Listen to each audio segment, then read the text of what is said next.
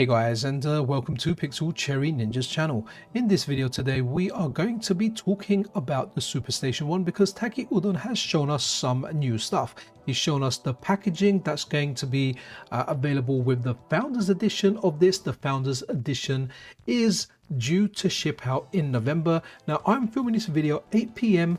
in the UK on the 31st of October 2025, so November is only 4 hours away. So hopefully some of you guys will get this shipped, that back the Founders Edition, and will be enjoying the SuperStation 1 in the month of November, whether it's a secondary or a third MiSTer unit that you're buying, or whether you're joining FPGA Gaming for the first time. It just looks really good. Now Taki goes over some of the features, especially to do with all the audio and visual options you've got. But let's have a look at the packaging, because some of you guys that maybe bought a PlayStation at launch, well, you might get a little kick of nostalgia. So Anime Otaku, a close friend of mine, he did a post over Metal Gear Solid, and over here we are looking at the packaging. We'll look at the tweets as well, and over here Anime says Taki Udon has revealed the SuperStation 1's Founders Edition packaging, and it's perfect. It's a perfect nod to NTSC launch box of the original PlayStation. The design captures the same clean grey aesthetic and retro typography that defines Sony's debut console in the 90s. And yeah, that's what it looks like here. We'll have a look at the tweets, so let's go over here. Okay, so that's the X post over here, and if we make that larger, I was looking at this on my phone earlier, so I couldn't quite make stuff out. You've got games on the back, not sure what they are exactly. Taki Udon does talk about getting a demo disc together, so if you're a PlayStation homebrew developer and you want to get like your game or a demo of your game on the SuperStation 1 launch demo disc, then definitely reach out to Taki Udon. But hey, this is kind of looking cool. It gives it that kind of experience where you're buying a MiSTer, but it almost feels like you are buying a console because of, well, how much it looks like a Sony PlayStation 1. So really good there. So I decided to go with the launch NTSC packaging for Founders Edition. That's what Taki says, nice and simple. This is interesting down here. I think this is something that somebody submitted. So this was made with the old code name, big missed opportunity to name the dock D2. R2D2, if you know, you know. Okay, next up here, this is what Taki says: I need a demo disc of homebrew that can run on MiSTer FPGA to make this complete. Do you remember buying the PlayStation? I remember when I bought mine, and you used to get a demo disc with it. So this is the days before the internet, where you couldn't just go on and, well, download yourself like lots and lots of demos like we do now. The demo discs were fairly treasured. You know, you had like a little taster of this game, a little taster of that, and it was fun to try. So Elias Dale over here says hello there, and they're having a conversation.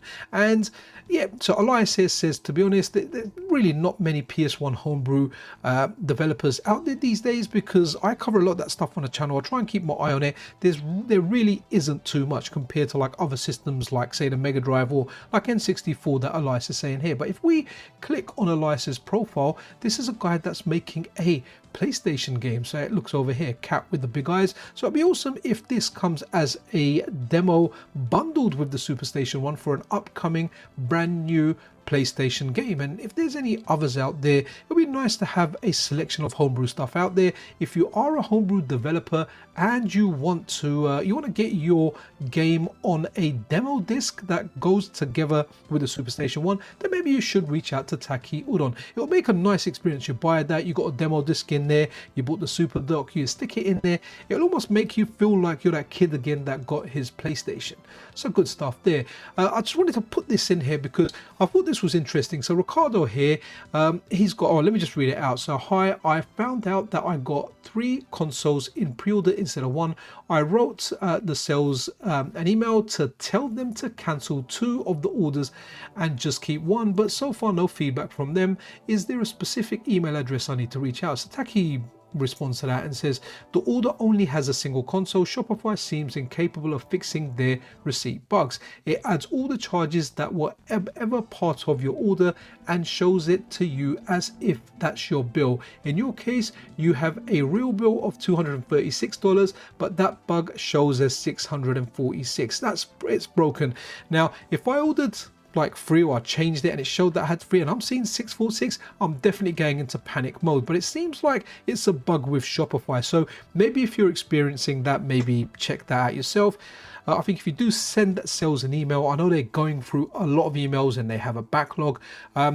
They will, as far as I can see, answer you, but it might be some time. But it does look like there's a Shopify bug. So if you've cancelled stuff and you should only have one on order, maybe start doing a search on Shopify, then you might actually find out, or you might find more information on this bug. But I wanted to put this out there because I've had it sometimes where I've ordered something. I recently did it when I bought something on PayPal. The transaction didn't go through, and I've done it again and it showed up 2 transactions on there, and I had to call the company. Then the company said, no, the first one will go through, but when we see that one didn't complete, you'll just get a refund, but it will stay on there. But it's never nice looking at your account and seeing that there's a payment ready to go out. You know, that's how most people are. That's how I am. That's why I've added this in here, just really for more people's peace of mind. So Ricardo, thank you for putting that question out there. And so this was really, really interesting here. But before we have a look at this, let's just go back to the packaging. So we go back to the packaging here, right? So that's what the packaging that the Founders Edition is going to have, right? So these are the different launch packages here. So this is NTSC and that's the packaging for Retro Remake. Make sure I'm clicking the right tabs. There you go, that one there. And then we've got I think, yeah, that's NTSC-U, so I believe that's what the USA got. And even though this may not be the exact box that we got here in the UK, it says NTSC-UC here, but we got something like this in the UK. This is how I remember the PlayStations. I know that one at the bottom here says DualShock, but those are the kind of boxes we had, like this one here. I don't really remember seeing many of the black ones. This is the color that I remember. So that's the different kind of launch models that you've got out there. But as you can see, it is based like around this one here, so you can kind of see that. So kind of like a good nostalgic vibe there. So right, this is what I wanted to have a look at here. And this was really interesting. So if you've got lots and lots of displays, and this will be really good for an arcade setup as well. So if you've got like a couple of arcade machines, or even a couple of monitors with makeshift, like with a makeshift arcade machine with different like CRTs in there, a consumer CRT even, you've got it plugged in. That's what you're working with. So Taki here says, we ended up improving this further. Today we finished validating Superstation 1 version 1.2 after 2 weeks of testing. I'm confident in saying we have the best analog gaming platform. Okay, so 5 analog video outputs plus 4 analog audio outputs plus HDMI, but here's the part that really gets me, and all of them work simultaneously. Okay, so not going over to the audio side, all the different audio options, but if you've got 5 analog outputs, that means you can have 5 different CRTs. That's freaking crazy. Plus 1 HDMI. Why not put it in your capture card so you can stream like me?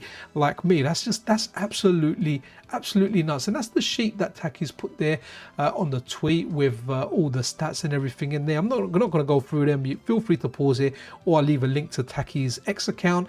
Check it out. But this is just absolutely bananas, guys. Absolutely and utterly bananas. So the Superstation one, I'm looking forward to it. As soon as I get it, I'll be doing tests. I'll be doing an unboxing video.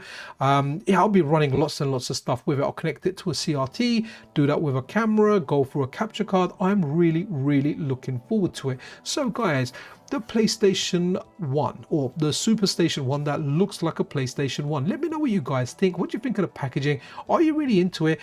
To be completely honest, my packaging, like I've got a whole bunch of it in the shed, but the other day I just went and threw lots and lots of boxes away because they were taking up too much space. A lot of them were for like controllers, like the Pro controller, the NSO N64 controller, what else? All my 8-bit DOE controllers. I was like, I've got too many boxes here, so I just dashed them all out. I know some people sell them and that, I just couldn't be bothered. They were taking up too much space. So I'm not the most for the box aesthetic, but that's just because of my lack of space. However, I do appreciate buying something and opening a box, and especially if you get that nostalgia kick out of it. So guys, share your thoughts below. Let me know what you think. Did you get back a Founders Edition, and are you looking forward to receiving it with the kind of box that Taki Udon is showing off? More so, tell me what you think about all the different video options that this has. 5 analog, 1 digital with HDMI, Have you got a setup where you can plug this to 5 different or 6 different devices at once, even utilizing the 4 audio sources? I mean, this is just absolutely bananas, guys. And Gran Turismo, who remembers that game? That really defied the racing genre. At least for me, that was the first time like we got a simulation of a racing game on a console. Absolutely fantastic. So a final peek at that before I go. But that's it for this video, guys. Be super duper awesome to one another. This is Pixel Cherry Ninja out.